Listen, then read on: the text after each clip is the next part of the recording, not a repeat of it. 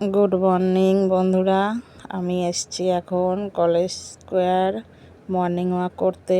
রোজই আসি, তাই তোমাদেরকে আজকের ব্লগটা দেখাবো। এটা ছিল আমার রবিবারের ব্লগ। আমি মর্নিং ওয়াক করতে এসছি। এখন বাজে প্রায় 5টা, একটু বেশি, 5:30টার কম। তো তাই দেখো এখানে কত রোদের জন্য আমি তাকাতে পারছি না।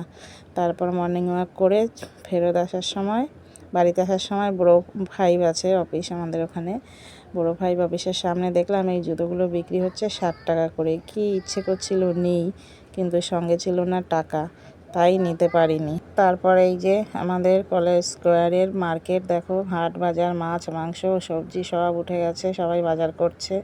তারপর আসার পথে এই যে শ্যামসুন্দরী মায়ের মন্দির আমাদের বাড়ির কাছে, আগেই বলেছি। সেই মন্দিরে দেখো ওই 6টার সময় কত লাইন।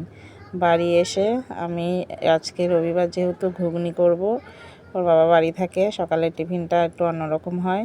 তারপর ঘুগনির সাথে করে নিয়ে একটু বেশি করেই করেছি। বিকেলবেলা আবার একটু ওই চাট মশলা, একটু পেঁয়াজ লঙ্কা, একটু ঝুরি ভাজা ওসব দিয়ে মেখে খেতে ভালো, মানে দিয়ে দোকানে যেমন করে দেয় ওরকম করে খেতে বেশ ভাল লাগে আমার, তাই জন্য একটু বেশি করেই করেছি।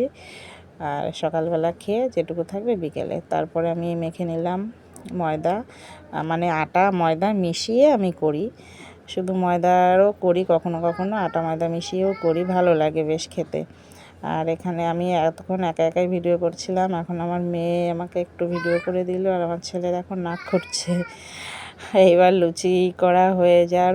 আর আমার ব্লগটা যদি তোমাদের ভালো লাগে তাহলে একটু লাইক কমেন্ট দিয়ে একটু সাবস্ক্রাইব করে বেল আইকনটা বাজিয়ে পাশে থেকো। আর একটা কমেন্ট ছেড়ে যেও কে কে আমার বন্ধু হচ্ছ, আমিও তাকে সমানভাবে ভালোবাসা দিয়ে সাপোর্ট দিয়ে পাশে থাকবো।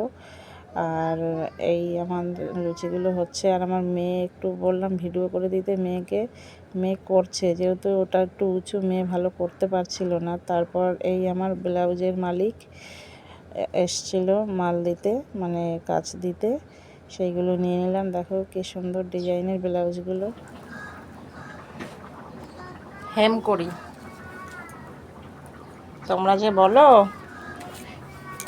যে কেন এখন তোমাদেরকে সময় দিতে পারি না, কি করব, কাজ করি বস, কিছু করার নেই। এই বাজারে বসে থাকলে কেউ 1 পয়সা দিয়ে যাবে না, বিপদে পড়লে কেউ একটু ডাকলেও আসবে না, ফোনই তুলবে না।